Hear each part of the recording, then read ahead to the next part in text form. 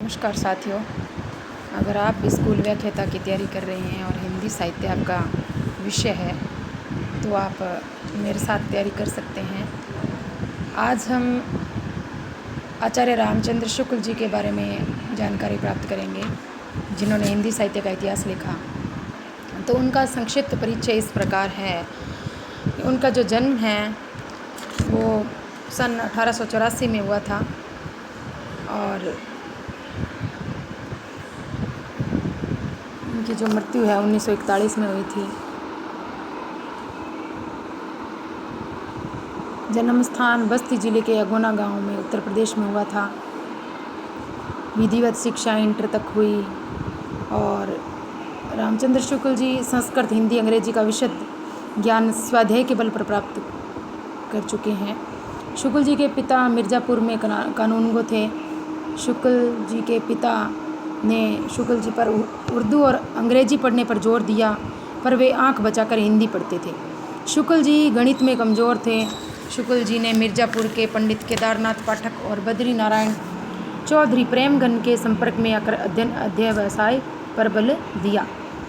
तो शुक्ल जी के जो गुरु हैं वो कौन हैं? केदारनाथ पाठक और पंडित केदारनाथ पाठक जी और बद्री नारायण चौधरी प्रेमगन जी। 1901 से 1910 के लगभग हिंदी शब्द सागर के संपादन में वैतनिक सहायक के रूप में काशी में रहे। हिंदी शब्द सागर के संपादन में वैतनिक सहायक के रूप में काशी में रहे। कब से? 1901 से 1910 के लगभग। शुक्ल जी कुछ समय हिंदू विश्वविद्यालय बनारस के हिंदी अध्यापक भी रहे। शुक्ल जी ने महीने भर के लिए अलवर में भी नौकरी की। 1937 ईस्वी में बनारस हिंदी विश्वविद्यालय के हिंदी विभागाध्यक्ष नियुक्त किए गए। इस पद पर रहते हुए 1941 में श्वास के दौरे में हृदय गति बंद होने से उनकी मृत्यु हो गई। श्याम सुंदर दास जी के अवकाश ग्रहण करने के बाद शुक्ल जी द्वारा संपादित कृतियां हैं, ये इस प्रकार हैं। शुक्ल जी द्वारा संपादित जो कृतियां हैं वे इस प्रकार हैं। सर्वप्रथम 1925 में जायसी ग्रंथावली उनके द्वारा संपादित है। 1926 में ब्रह्मगीत सार, 1933 में गोस्वामी तुलसीदास और 1933 में गोस्वामी तुलसीदास। चौथी है वीर सिंह देवचरित, पांचवी भारतेंदु संग्रह और छठी हिंदी शब्द सागर। ये शुक्ल जी द्वारा संपादित कृतियां हैं। कौन कौन सी? 1925 में जायसी ग्रंथावली, 1926 में ब्रह्मगीत सार, 1933 में गोस्वामी तुलसीदास, वीर सिंह देवचरित, भारतेंदु हरिश्चंद्र, भारतेंदु संग्रह और हिंदी शब्द सागर। अब शुक्ल जी की मौलिक रचनाएं कौन कौन सी हैं? नंबर 1 है जायसी, 2 नंबर तुलसी, तीसरी है सूरदास और चौथी है रसमीमांसा। रसमीमांसा 1949 में लिखी गई। और उनकी जो कविताएं हैं इनमें प्रमुख है भारत में वसंत, मनोहर छटा, मधुस्रोत। इसके बाद है अनुवाद कार्य। इन्होंने अनुवाद कार्य भी किया, अनुवादन भी किया। कल्पना का आनंद, राज्य प्रबंध शिक्षा, विश्व प्रपंच, आदर्श जीवन, मेगस्थनीज का भारत विषयक वर्णन और बुद्ध चरित्र। तो शुक्ल जी द्वारा संपादित कृतियाँ 6, मौलिक रचनाएं 4, जिनमें जायसी, तुलसी, सूरदास, रसमीमांसा। कविताएं 3 हैं, प्रमुख रूप से भारत में वसंत, मनोहर छटा और मधुस्रोत। और अनुवाद कार्य इन्होंने जो किया कल्पना का आनंद, राज्य प्रबंध शिक्षा, विश्व प्रपंच, आदर्श जीवन, मेगस्थनीज का भारत विषयक वर्णन और बुद्ध चरित्र। इसके बाद शशांक, हिंदी साहित्य का इतिहास, जो इन्होंने 1929 में लिखा।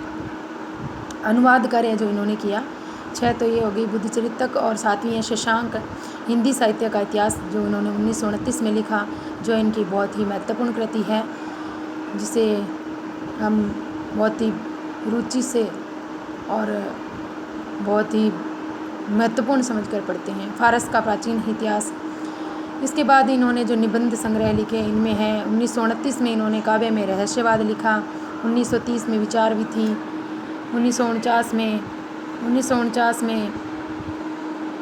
रसमीमांसा, 1939 ईस्वी में चिंतामणि भाग फर्स्ट, 1939 में चिंतामणि भाग 2 और 1983 में चिंतामणि भाग 3 जिसका संपादन किसने किया था? नामवर सिंह द्वारा संपादित किया गया। क्योंकि 1941 में तो शुक्ल जी की मृत्यु हो गई थी, तो जो भाग 3 है वो नामवर सिंह जी द्वारा संपादित किया गया। और 2002 में चिंतामणि भाग 4 आया, जिसे कुसुम चतुर्वेदी और ओम प्रकाश सिंह द्वारा संपादित किया गया। शुक्ल द्वारा लिखी गई विभिन्न पुस्तकों और गोष्ठियों में दिए गए उद्भाषण हैं जो भाग चिंतामणि 4 में संकलित हैं। प्रस्तुत निबंध जो हैं इनके काव्य में प्रकृति दृश्य, काव्य में रहस्यवाद, काव्य में अभिव्यंजनावाद, कविता क्या है, काव्य में लोकमंगल की साधनावस्था, भारतेंदु हरिश्चंद्र, मानस की धर्मभूमि, साधारणीकरण और व्यक्ति विचित्र्यवाद और रसात्मक बोध के विविध स्वरूप। देखिए शुक्ल जी के जो निबंध हैं बहुत ही महत्वपूर्ण है आने वाले जो एग्ज़ाम है उनकी दृष्टि से। काफ़ी इनके जो निबंधों में से प्रश्न आते हैं। तो जो इनके प्रमुख निबंध हैं इनके बारे में हमने पढ़ा जो है काव्य में प्रकृति दृश्य, काव्य में रहस्यवाद, काव्य में अभिव्यंजनावाद, नेक्स्ट है कविता क्या है, काव्य में लोकमंगल की साधनावस्था, भारतेंदु हरिश्चंद्र, मानस की धर्मभूमि, साधारणीकरण और व्यक्ति विचित्र्यवाद, रसात्मक बोध के विविध स्वरूप। इसके बाद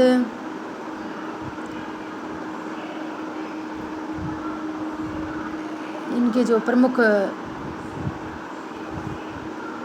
निबंध हैं वो इस प्रकार है। काव्य में प्रकृति दृश्य, काव्य में रहस्यवाद, ये हमने पढ़ा ही है। कहाँ तक पढ़ा है? 9 तक पढ़ा है। इसके बाद है साहित्य, उपन्यास, मित्रता, तुलसी का भक्ति मार्ग। चिंतामणि जो एक है इसमें कुल निबंध 17 है और जिनमें से 10 जो निबंध है वो भाव या मनोविकार के निबंध हैं। तो भाव या मनोविकार संबंधी जो निबंध हैं वो 10 हैं। नंबर 1 है भाव या मनोविकार, नंबर 2 उत्साह, नंबर 3 भक्ति, श्रद्धा और भक्ति, नंबर 4 करुणा, नंबर 5 लज्जा और ग्लानि, नंबर 6 लोभ और प्रीति और नंबर 7 घृणा, नंबर 8 ईर्ष्या, नंबर 9 भय, नंबर 10 क्रोध। ये जो भाव या मनोविकार संबंधी निबंध है ये कितने हैं? 10 हैं। इसके बाद है सैद्धांतिक समीक्षा संबंधी निबंध।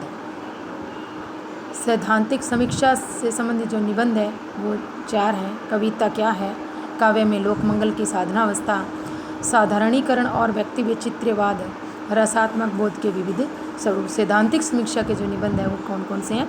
कविता क्या है, काव्य में लोकमंगल की साधनावस्था, साधारणीकरण और व्यक्ति विचित्र्यवाद और रसात्मक बोध के विविध स्वरूप।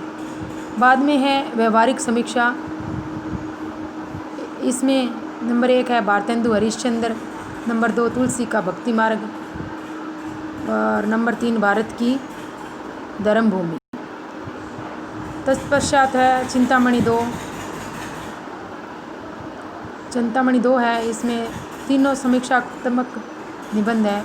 नंबर 1 है काव्य में प्रकृति दृश्य, नंबर 2 काव्य में रहस्यवाद, प्रथम सैद्धांतिक आलोचना है इनकी, काव्य में अभिनववाद।